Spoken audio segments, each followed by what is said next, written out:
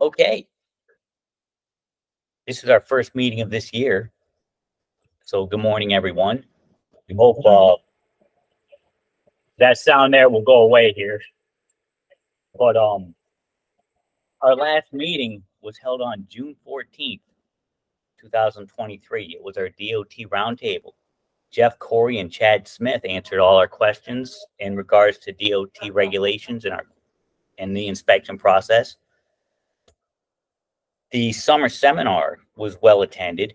We had about 400 mechanics there, and we're ramping up for next year. We've got some things that we're going to do different. If anybody has any ideas for that, please let me know. We had our scholarship program. The winners were Ryan Pierce and Connor Pierce. Both are from Washingtonville School District, and the checks were sent out. So congratulations to them. So I asked everyone to send me their training topics, the ideas that they want for this coming up year. I finalized the first couple months that we're going to have, but we still need a couple more topics for training. So we're going to have August 30th, which is today, is international electric buses, because things have changed in the electric bus field since last year. So the first 3 months, we're going to do September 13th. It's going to be New York Bus Sales with the Bluebird bus.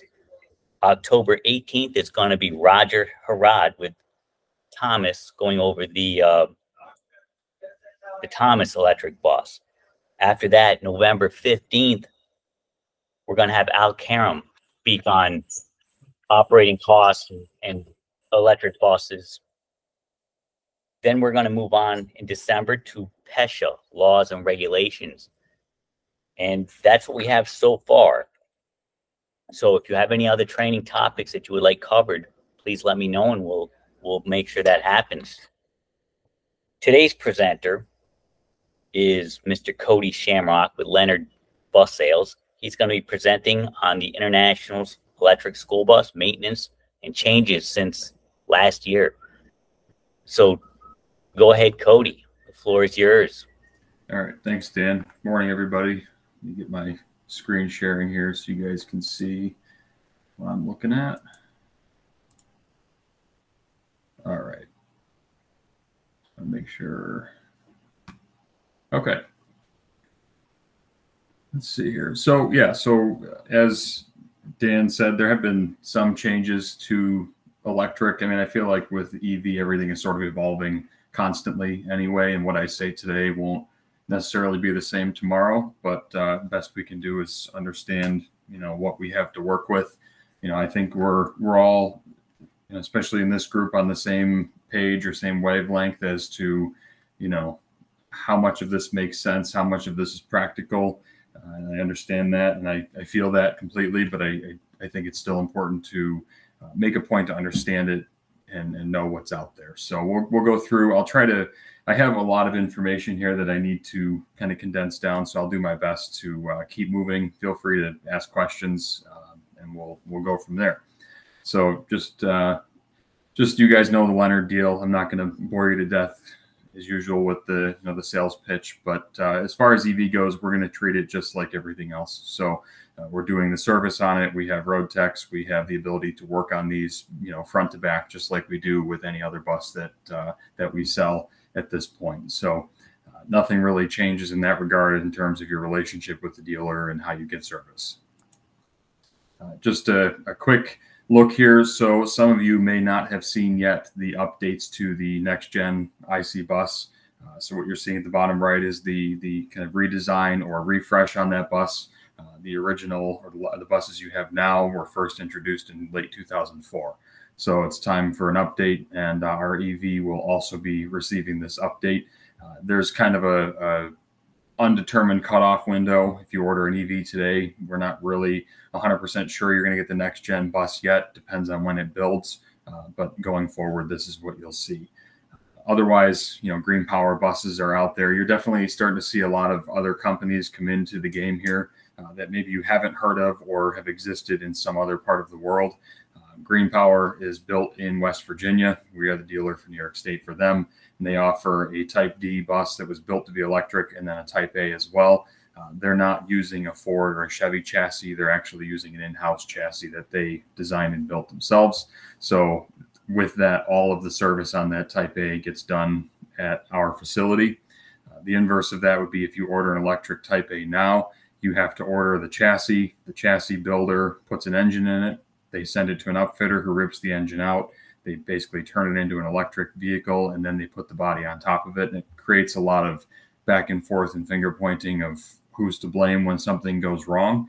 With Green Power, it's all under one roof. So that's about the extent of that. I really want to focus today on the IC bus, but feel free to ask questions again if you have any. So just a refresher on some of the terms that you're seeing: regen braking or regenerative braking. You can kind of think of it like an exhaust brake. It's not actually applying the brakes, but it is slowing the vehicle down using basically back-fed power, kind of reversing the polarity and slowing wheel spin at that rate. With that, we can take that power and put it back into the batteries as well. So the advantage there is on longer runs or runs with hills. You may lose some of that power or that range going up the hill, but if you coast down the hill, you're going to gain some of that back through regen braking, because it basically turns the wheels or the rear axle into an alternator or a generator that puts power back in. So you'll see that on basically every vehicle, and I'll talk about it a little bit more. Obviously, level 2 charging, DC fast charging, are things that we're hearing about. Basically just two different charging speeds that are available. There's a case to be made for both. I'm not really partial to one or the other. It's really dependent on your operation as to what charger you're going to need, and that's something that really needs to be thought about. Vehicle to grid, we're definitely seeing conversations there where you can actually sell power back to the power grid in the summer by taking that power out of your bus.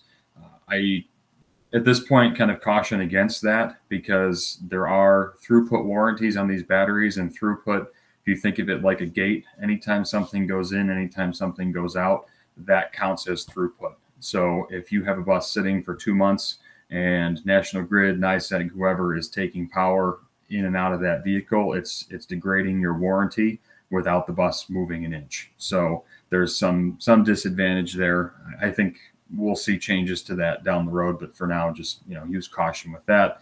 And then another term you're seeing is ICE or ICE, which is internal combustion engine, which is what we know now. So just to kind of give you the rundown on some of the basics of the bus itself. It's standard size dimensions. The biggest thing that comes up is how much does this weigh? I actually had the conversation this week with a fleet that was looking for a new lift, and they want to know what the weight difference is. These buses are, say, 2,000 to 4,000 pounds heavier, depending on the specs, of course, what type of seating, wheelchair, air conditioning, all that stuff. But typically, they're not that much heavier. You have to remember that they've taken an engine and transmission and a fuel tank out. So we replaced that with batteries. It is a bit heavier, but your lifts also shouldn't be so close to capacity that they couldn't handle another 2,000 to 5,000 pounds. They're usually well over engineered for what we do. We have the ability to go up to 200 miles on a battery charge with an extended range battery. We have a standard offering that's around 135. Again, the advertised number is never the number you're really going to get. And I say that because you always want to plan for the worst case scenario. And I think everybody knows this at this point.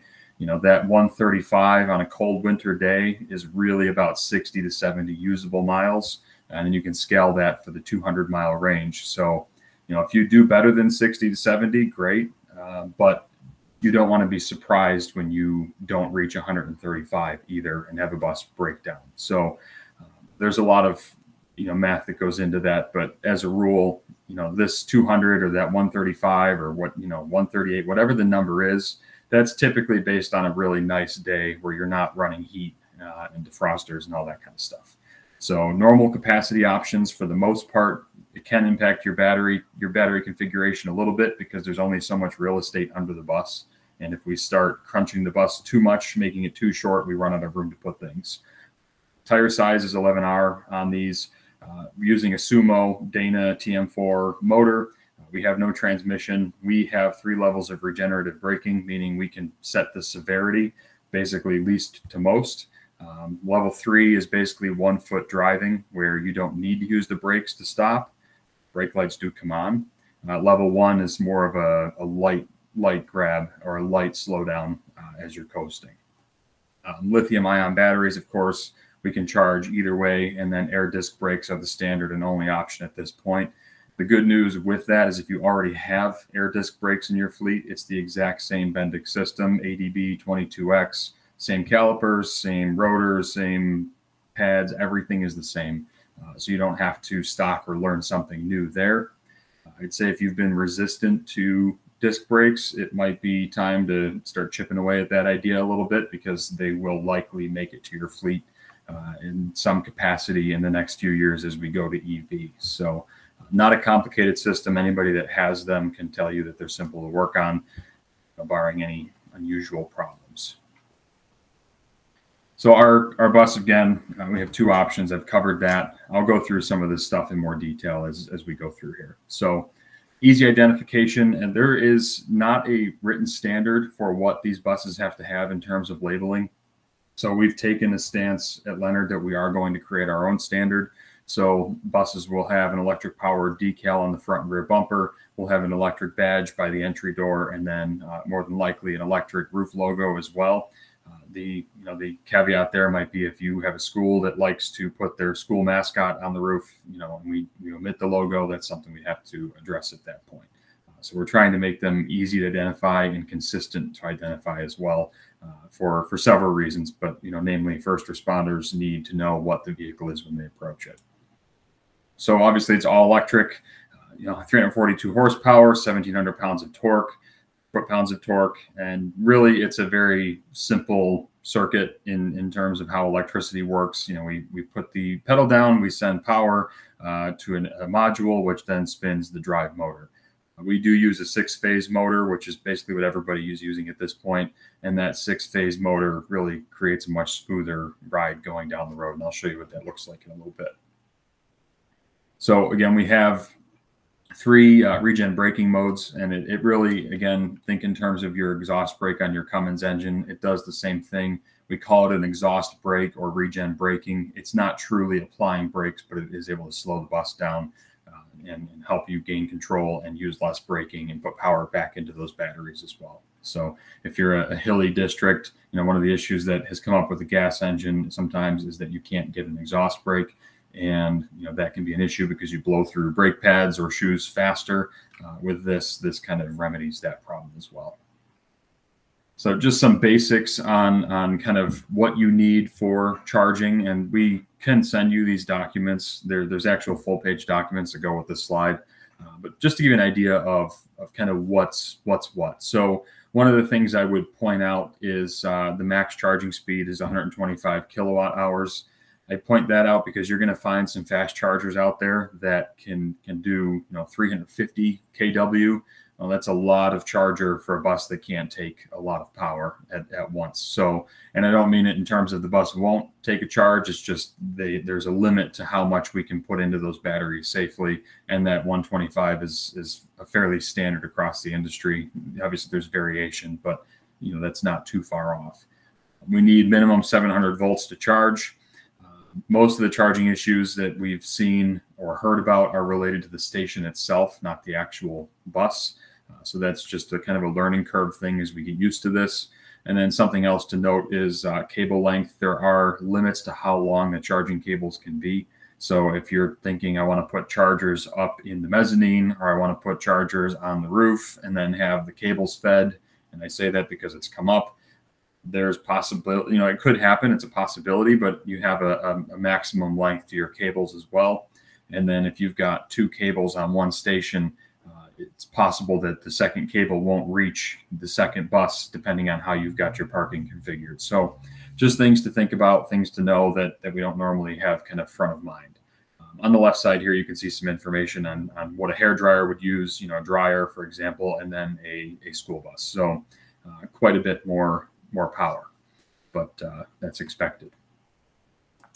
So charging, we all use the same charging plug at this point. So whether you run Bluebird, Thomas, Lion, Green Power, IC, it doesn't matter. You use the same exact plug end. So you don't have to worry about having a different end for different buses. At this point, the standard is kind of set. So these chargers are capable in most cases, at least on our bus, of AC and DC. There is an emergency release plug, and then there's also a button on there labeled number 4 here, and that button has a colored ring around it that basically gives you battery status just kind of at a glance and tells you what it means. Inside the door, you'll also see a chart that will list what the light colors actually mean. We're going to have a driver's guidebook available, and it's done. When the bus gets delivered, you'll get the guidebook that will explain all of that stuff. So charging is really simple. Basically, you set the parking brake, put the bus in what we call neutral, or not drive or reverse, and we plug it in. The charging station pretty much does the rest. You'll hear the bus kind of click and tick and make some noises as the modules open up and start working, and the light will turn green once things are all set. So it's a really simple, straightforward process. The drivers cannot drive away with a cable connected. That keeps coming up. Can the driver drive off and tear out our $20,000 charging station? No, the bus will not move if it's plugged in. So we realize that needs to be something that's considered.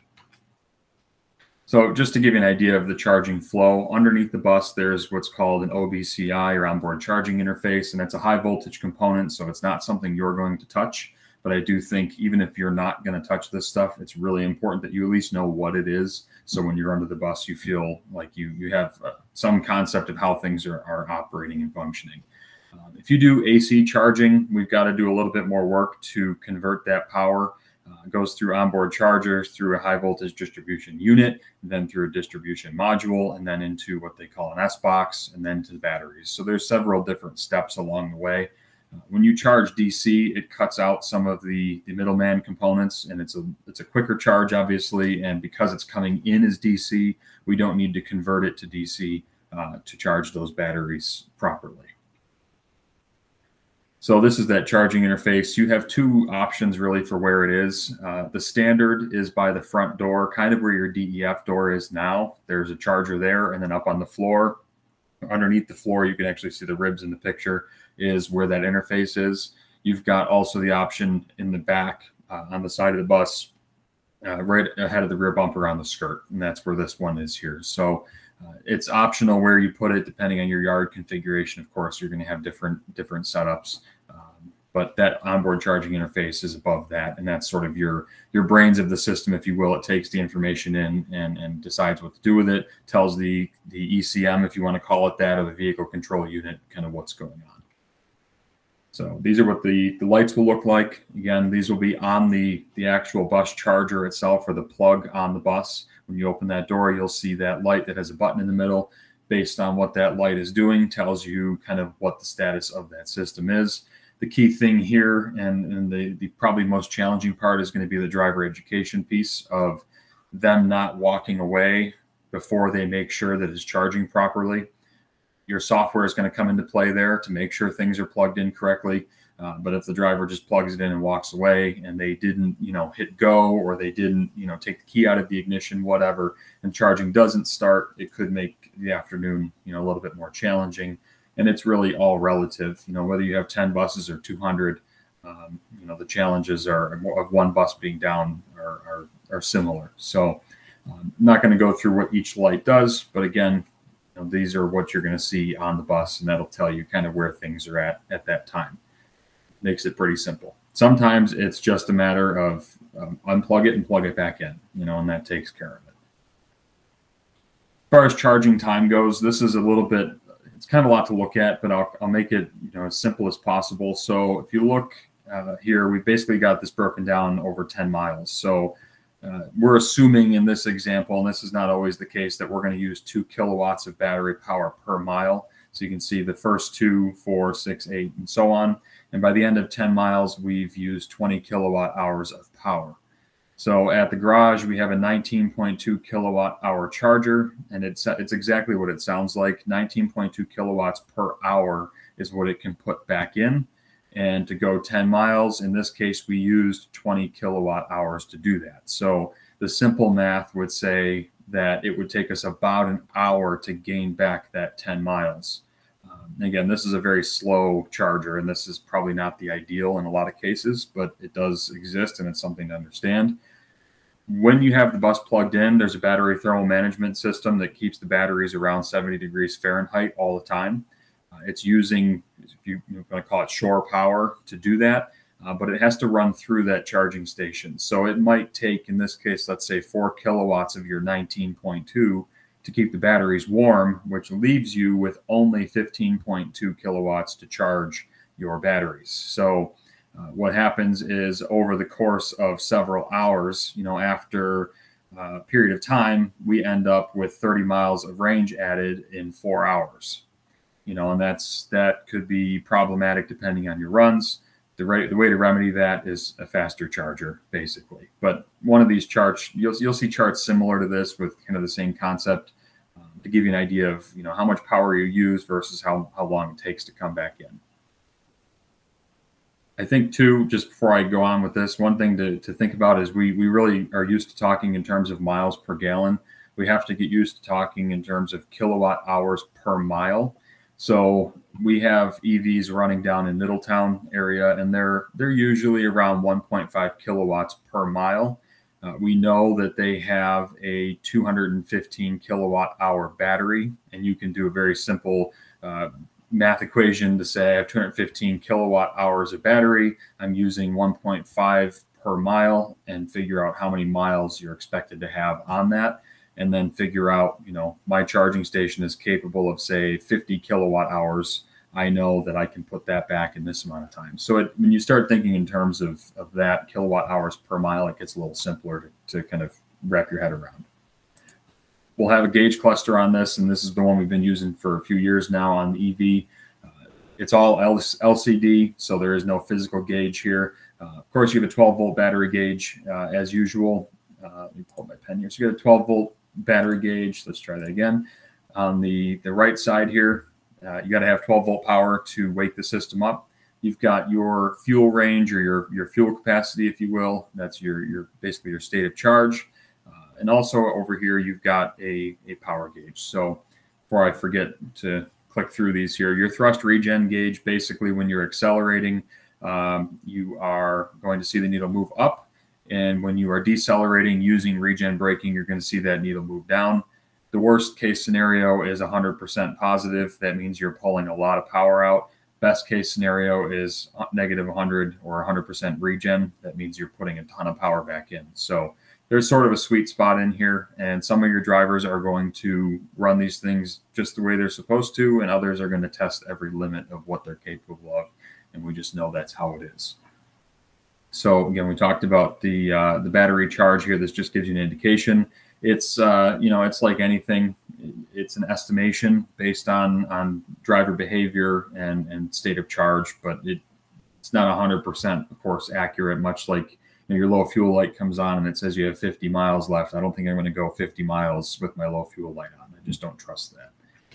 So high voltage battery temperature gauge is there as well, and then a propulsion system temperature gauge. Again, these are in that guidebook that we're going to distribute, so it's not so much a mystery. And when your buses are delivered, we'll go through this in person as well and go through proper training. RBS indicator is regen braking system. So we can select 1, 2, or 3. This will indicate to you what level you're in. Personal preference is to drive in level 2. Level 3 to me is a little bit too much. Level 1 is not quite enough. I like 2. Seems to be kind of the sweet spot for me, but I know other people that prefer to drive in level 3 or not use it at all. So some of your gauge lights that you'll see, low charge light, of course. We know stability control, we know traction control. There are a couple different ones on here that we're not quite used to. So you've got a regen braking system malfunction or fault light as well. Driveline defect. So let's say there's something wrong with the drive circuit or charging system, you will get this light come on the dash here. Like any light, if it's amber, yellow, you can drive it. It just needs to be serviced when you have an opportunity to do so. It's no different than any other vehicle at this point. So let's see here. What else? Let's see, drive mode indicator. As you start the bus, you've got to look for this icon in order for the bus to be movable. And again, that's in the book. Of course, service required icon there. And then this number 22 here is this turtle is basically that you're in limp mode or there's power restriction because of some issue somewhere. Something is overheating. Something is, broken, not working right, not communicating, whatever. It's basically limp mode. Let's see, what else? So EV system defect, obviously a red light is a problem. That's generally a kind of a stop now condition. We know that. The only one I don't have on here is number 21, and that's a power steering system fault, but I don't think I have a label for that for some reason. So in terms of maintenance for you guys, again, I think the big thing to kind of remember is we hear a lot of, and understandably, we hear a lot of, what am I going to do? What am I supposed to work on? Whatever. I think it's important to remember that in most cases, I would say that the vast majority, you guys aren't tearing engines down in your shops. You're not rebuilding parts in the same way that you were 20, 25 years ago. You're not rebuilding and tearing transmissions down typically. I'm not saying there's not exceptions to that, but most everything we have is under warranty at this point, and it's a 1-800 call my dealer and they deal with it. So I think, recognizing that a lot of your work is preventative type maintenance and basic day-to-day operational stuff. I think it's important to recognize that's still existing. You don't have engine oil, you don't have a fuel system, you don't have a transmission, you don't have all the after treatment nonsense, but there is still stuff that needs to get done.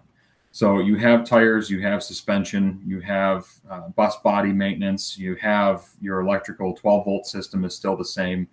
Your brake system maintenance is identical. All the air valves, at least on our bus, are the same. Still the R12 or ATR6. There's still, the anti-compounding valve. All of that is the same. All the plumbing is the same. So those things don't go away.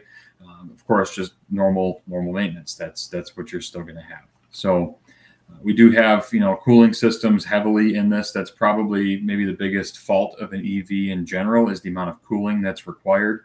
And as you stretch that vehicle out into a school bus, that means a lot of rubber hoses and a lot of clamps. So you have to really become tuned with, watching for leaks, keeping up on maintenance of clamps, making sure they're not rusting and breaking free, that sort of thing. On our bus, you replace the coolant every 150,000 miles or 60 months, whatever comes first. And that's just the general rule. It has to be vacuum filled. So however you want to do that, you can do that. The cooling system is critical. We have a lot of modules and components on here that run very hot because we're feeding a lot of power through them. We have to keep them cool. So good cooling system maintenance is critical. We have cabin heat as well. So there are 2 surge tanks on the firewall. Again, both are for basically temperature regulation, heating, that sort of stuff. Air brake system, again, is the same. These use dual tanks instead of the single tank split into 3, but it works exactly the same way. You still have your primary, secondary, and supply or wet tank. That does not change either. Compressor intake filter is something different that we don't typically think about, but there is an air intake filter for the high voltage air compressor that you would change basically once a year at this point. Without having, an air intake system under the hood, we have to have another way to filter that air that's coming into that bus. So with that, we have a high voltage air compressor. We have an air governor, of course. We have an air dryer. Beyond that, everything is the same. It all works the same. The only real difference there is the high voltage air compressor itself, which has coolant running through it. Obviously, it's taking in air, but it's not something that you have to really do anything with. So you will see the governor is a standard sort of D2 air governor, but for whatever reason, they are also equipped with an electronic actuator that can electronically purge the system. Right now, it's redundant because there's electronic and mechanical. I think that's probably federal regulations not quite being up to snuff with where things are at today. So we're stuck having kind of a both sides of the coin kind of thing, but it all works in very much the same way. And I should say this will change again, as we go down the road, as we modify chassis and powertrains and things like that. But for now, this is what you're going to see. High voltage power steering, you're going to replace the power steering fluid and filter every 2 years, 24 months. And again, basic maintenance kind of stuff. So kind of quickly go through some of the components here just for the sake of everybody's time. Just recognize, again, you're not servicing high voltage components. The only people that are allowed to do that are dealer certified or Navistar certified technicians for our bus. If you've gone through the training, if you've gone through all of the vetting process, you're able to do this.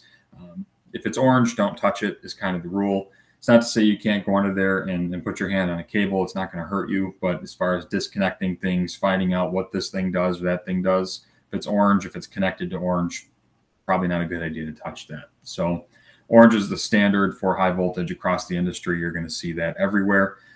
Big thing is to recognize that high voltage lines are orange and they look very similar to secondary air lines. So just something that, again, the regulations I don't think are quite caught up to that yet, but it is what it is. So the way the cables are constructed from a safety standpoint, I think, again, sometimes it gets lost in these conversations, what we're actually doing every day. Most of us work for a government agency and we are transporting people's children. And so it's really important that our vehicles are safe, well maintained, designed in such a way to protect people inside and outside the bus. And one of the ways that's done is through the cable itself, the high voltage cable. So there's obviously the core, and that's your power, where all your high voltage power is flowing. We've got an insulating layer, which is this number 2 layer here. Level 3 or layer 3 is a fault detection circuit, followed by more insulation, followed by orange plastic covering. And the way this is designed is that if for some reason this cable gets damaged or nicked, it hits the fault detection circuit first, shuts everything down before it reaches the core. So we're able to kind of isolate, shut the system down, keep the power back into the batteries and prevent, just kind of stray power from finding its path to ground. We don't want that to happen. So it is designed with that in mind. So we do have different zones on these buses, and that's something you're going to notice underneath. Zones 1, 2, and 3 are all part of service procedures for dealer technicians. But again, you're going to see differences in cabling. So you're going to see level 1 are orange, level 2 are blue and orange, and then level 3 are white and orange. So if you get under one of these buses and you see the white or blue tape peeling off the cable, don't just keep pulling on it. Make sure that you note that, make somebody aware, tape it back on, whatever, because that is color coded for a reason, so that we can isolate certain components and know what parts of the system are isolated while service is being done. Again, a lot of disconnects involved here. So we have at the S box in the back, we've got manual service disconnects. We've got a disconnect high voltage switch in the left side electrical panel. We've got some under the front axle. Each battery has its own fuse. And then depending on your configuration of batteries, you're going to have additional disconnects on the frame rail as well. This bus you see here is an extended range or a 3-string battery configuration. So this would be capable of 200 miles, let's say. You're going to have additional disconnect locations because of the configuration of the batteries. For drivers, first responders, technicians, whoever, these are your disconnect locations for high voltage in the electrical panel and then low voltage or 12 volt in the battery box. Something that we're making a point of is we've actually ordered decals to put over the latch on those doors that says do not lock. High voltage disconnect inside, 12 volt disconnect. We've seen fleets that will put a locking latch on those doors because they don't want people to go into those, or they park outside and they're worried about battery theft, whatever it is. It's really critical that those doors are not locked for any reason, because in the event of an emergency, we need to be able to get in there and disconnect that power, and having that lock inaccessible just slows that process down. So you're going to see that, on our buses going forward as well. When you order an EV, that there's going to be some additional decals and labeling for disconnect locations. So again, just kind of looking at the system as a whole here, this is your extended range bus chassis. This is the current generation of chassis. The next gen is very similar in design. Some differences, but nothing too critical that's worth mentioning. You can see your battery pack locations here. There's basically 2 batteries, one stacked on top of the other. So this is a typical configuration. You can see your battery thermal management system on the side here with ventilation. There is a fill port for coolant there, and then several under the hood components as well. Our air compressor is located just behind the 12-volt battery box on the frame rail, and the air tanks are across from that on the other side. What you might notice with this in the current setup is this does limit some options for luggage configuration. So if you have, buses with a lot of understorage units on them, you might be limited or have to kind of rethink where those go as you spec out your bus. So again, the high voltage battery packs there, you can see those. Kind of the first set is underneath the driver, sort of under the doghouse, and then they stretch out all the way to the back. So traction power inverter module is taking your basically your power and using that to drive the propulsion system. Auxiliary heater is not an option in New York State, so we're going to forget about that one. DC to DC converters. So our bus basically has electronic alternators, if you will. And what we can do is convert that high voltage power and charge the 12-volt batteries or run other systems that need to be powered by 12 volts and not high voltage. 2-in-1 inverter, same idea. You can see there's a couple of them in here. High voltage power steering under the hood. High voltage distribution unit, I'll show you that in a moment. That basically sends power to power steering, air compressor, cabin heating, that sort of thing. And let's see, high voltage distribution module. Gets to be a mouthful after a while. There's the module itself is more focused on the high voltage drive side of the system. The distribution unit is more focused on all of the accessories that we need to run the bus on a day-to-day basis. S-Box is battery management system, which I'll show you. I'll show you a flow chart here in a second of what all these things do. And then traction power inverter module, as mentioned, drives your motor in 6 phases. So your DC to DC converters, again, are there to basically convert high voltage to low voltage so that we can keep your batteries charged and keep your systems running. Battery thermal management system, again, uses coolant to basically heat and cool batteries. In the winter, we're going to draw power to try and keep those batteries a little bit warmer.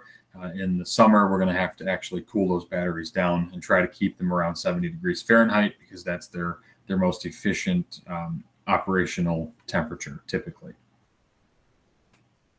So again, talking about the high voltage distribution unit, gets power from the distribution module. Again, it's a mouthful, but again, it's providing power to power steering, air compressor, DC to DC converters that I just mentioned, and your cabin heater as well. So there's still quite a bit going on under the hood here. We can kind of see what that looks like and how that's fed and what all it's controlling. So your 2-in-1 inverter, cabin heating, DC converters, onboard chargers, all of that stuff is fed through or by that high voltage distribution unit. So understandably, if something went wrong with that HVDU, all of those other components are likely to have issues as well. But that's not unlike an EC80 brake controller that fails or a transmission controller that fails or an ECM that fails. It's just another computer on board the system. So just another look under the hood. Again, your 2-in-1 inverter on top here, your surge tanks, high voltage distribution unit or HVDU. We have what's called a supervisory control unit or SCU, and also a VCU, which is a vehicle control unit. So think of it as an ECM, and then your high voltage power steering pump as well. Excuse me. You'll see air disc brakes, typical spring suspension, shock absorber, everything under the hood otherwise is pretty much what we're used to. And just kind of a look at some of the power flow here and the way things are all interconnected. This is not something I'm going to spend any real time on because, again, you're not servicing the high voltage system, but just to understand how it's all interconnected. So your drive motor is about 470 pounds by itself, runs 6 phases, gives you your specs here of power and torque, that sort of thing. If you have to, so I should mention this drive motor is behind the axle, so they flip the rear axle around. So it's facing kind of the other direction like a rear engine bus would be. If you have to tow one of these buses, you do have to disconnect the drive shaft if you're towing from the front because we can't spin the motor if there's nowhere to put the power. So 6-phase, the advantage is as that voltage kind of rises and falls, by creating 6 phases, we create smaller gaps between the peaks in power. Whereas if it's single phase, we see large drops and then peaks, and that creates a very uneven, unsteady operation. Whereas again, if we create 6 phases, it's smaller jumps peak to peak, which creates basically a smoother ride and smoother operation of the bus. Let's see here. Where am I at? Just about wrapped up here. So again, just another look at battery string configuration. The only thing I want to mention on this slide and the next 2 or 3 here, and they're all the same, is that we have the kind of series circuit design in mind here. With that, you've got your high voltage, but there's also a series circuit of low voltage safety. So if, again, the cable gets nicked, there is a basically series link in the entire system that will let the system know if something is wrong at any point and actually cut power out. So there's kind of a monitor at every checkpoint along the way. Again, you can see your low voltage cables, and that's what I'm talking about. You've got a string of low voltage cables next to your high voltage, and those are, you know, data communication, safety systems, you know, temperature, all that kind of stuff. The high voltage cables are not really intelligent. They're just carrying power. You still need your 12-volt low voltage cables to send that information through the network. So same thing with your 3-string configuration, just a little bit more complicated. So let's see here. We have high voltage battery shields. So should somebody pick something up along the way on the road, those steel shields will prevent the battery fuse and wiring from getting damaged or contacted in some way, protects the coolant hoses and so on. So those are something that stays on the bus, of course, and if they aren't there, they need to be there. And that's not confirmed, but probably something DOT would be looking for once they're, you know, fully on board with inspecting EVs on the regular.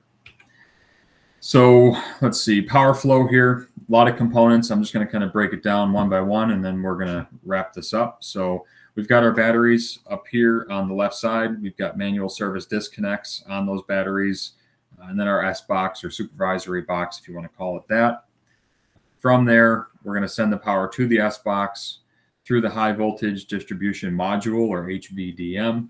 From there to the traction power inverter module, and then from there under the hood. So then obviously you can see we go also from the HVDM back up here to the under the hood HVDU. So kind of this HVDM is really critical because it sends power not only to the drive motor, but also sends power to the HVDU. And then that sends power to all of the other components. So a lot of acronyms and tongue twisters, but that's a simplified version of how this kind of works. All right, so we've got just a couple, not even a couple. All right, so just warranty basics, the standard warranty on drive charger cables, inverters, 5 years, 100,000 miles. They're going to tack a throughput warranty onto this as well, which again is sort of that gate of power in, power out. Everybody's doing that at this point. I don't know the number yet. High voltage power steering pump, air compressor, 1 year unlimited mileage. And then standard chassis, drive batteries, 8 years, 175. You can get extended warranty options on these as well. This is just the kind of base warranty that you're going to see. So if nobody has any questions, I will call that good. But feel free to ask away or comment, whatever whatever you're thinking. Kodi, you said about maintenance. The drive motor, is there oil in the drive motor that has to be replaced? And is that a yearly thing or? Nope, there's just coolant running through it. That's it. So it's just coolant. Okay. Now there's filter for the coolant? There's a coolant filter in there as well. Okay. Is that a serviceable once a year thing or is that just lifetime? I don't know the interval on it. I could check on that, but it is serviceable. And that's something that you guys would be responsible for. And on the batteries, is there any servicing items you have to be done yearly or every 6 months on the batteries, like filters, desiccant filters, anything like that? Or are they just good for the life of the battery? Yeah, on our bus, there's no service on the battery itself. The only thing that you might do is just during your PM, make sure that zip ties are tight, cables aren't rubbing anywhere. Just kind of basic visual inspection. But no, there's no desiccant filters or anything like that. In terms of the drive motor too, just to mention quick, it's basically an alternator on steroids. It's huge, but it's just a gigantic alternator. So yeah, no oil or anything like that. Do you know if there's any maintenance items on the vehicle that we would not be able to do because we're not certified? That would be required to have the tech or the dealer to come down or bring the bus there to have it serviced? Yeah, so the only things would be like if power steering pump went out, not the gearbox itself, but the actual pump, because it's high voltage, you wouldn't do that. You can't replace the air compressor if it fails. But you can do things like the dryer. You can do, basically everything you do now, you're fine. It's anything kind of that's either high voltage or like if a module fails and it's got orange cables going into it, you won't touch that. So more or less the same as what you're used to. How many gallons of coolant are in there? Good question. I think it's a lot. I'm thinking like 16. I have to check on that. I made a note here to check on the filter interval as well. On the coolant, I'm sorry, George. On the coolant, is that two different kinds of coolant? One for the inside heaters and one for the batteries? No, it's all the same. All the same. Okay. Yeah. So I'll check on coolant filter interval and capacity. The capacity is going to be a little harder to find. So we went from the buses that have been out there for a little bit have convection baseboard heating, and the new ones have gone back to a traditional blower fan style with a coolant pump. So I'm finding the exact number might be tough, but I can get you an idea of what you're looking at. A question about how long before the drivers know if the vehicle's charging, because God knows they're in a hurry when they're trying to get out of here. It's pretty quick. I mean, within 10, 15 seconds, it connects and it'll start flashing.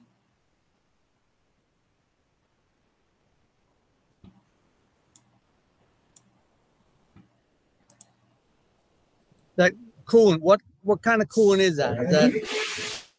I had it written down somewhere. I'm going to check that as well. I can't remember. I believe it's not something obscure. It's like a very off-the-shelf kind of normal thing. I'm going to see if I can find it before the meeting's over. I'll look.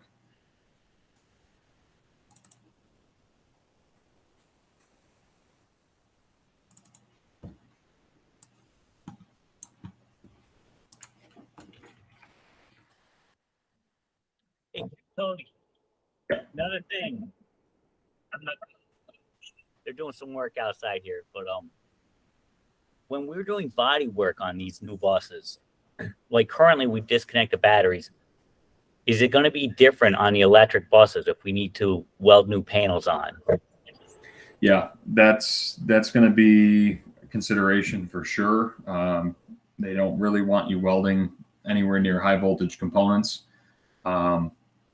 I don't know exactly how that's going to have to be handled yet, because, and it's more just because there's so many scenarios. But if you're going to have that work done, it's possible, depending on what it is. Let's say it's floor sills.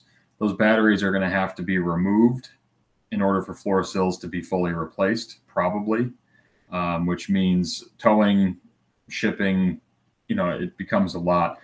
The other downside is no EV right now from anybody is allowed to be coated with rust coat, Carwell, crown, fluid film, any of that, because they're concerned about what it might do to high voltage components, contrary to what those guys will tell you that, yeah, we can spray it, and they're right, they can. It's not going to hurt the components, but the manufacturers are not on board with that idea. So body work is going to become a real conversation here, in the probably not as far distant future as we want it to be.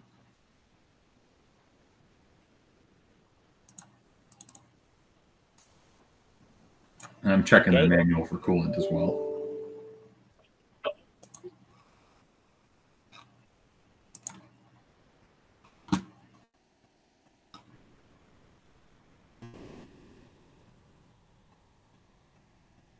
Any other questions or thoughts from anybody?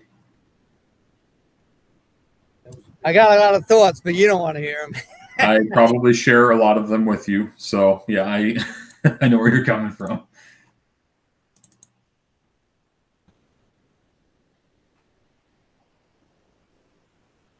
Okay. All right. If nobody has any questions for Kodi, we'll move on. First of all, Kodi, thank you for your presentation. Welcome. As always, it's always filled with good information, and we can, you know, turn back into this. It is being recorded. We're going to post it to our channel so that people who couldn't make the meeting will be able to view it. And let me know if you guys want to go back to having in-person meetings. I know that was brought up in the last year, but I'm sure we're all going to be driving here shortly. But let me know, because this is our organization, we'll make it work. Our next meeting will be held on September 13th. Our presenter will be New York Bus Sales, and they will be presenting on the Bluebird electric bus. So that being said, keep your ideas coming. Like I said, we still have a few months to fill for this year with training topics. And yeah, if everybody's good, nobody has any other questions, I'm going to go ahead and close the meeting.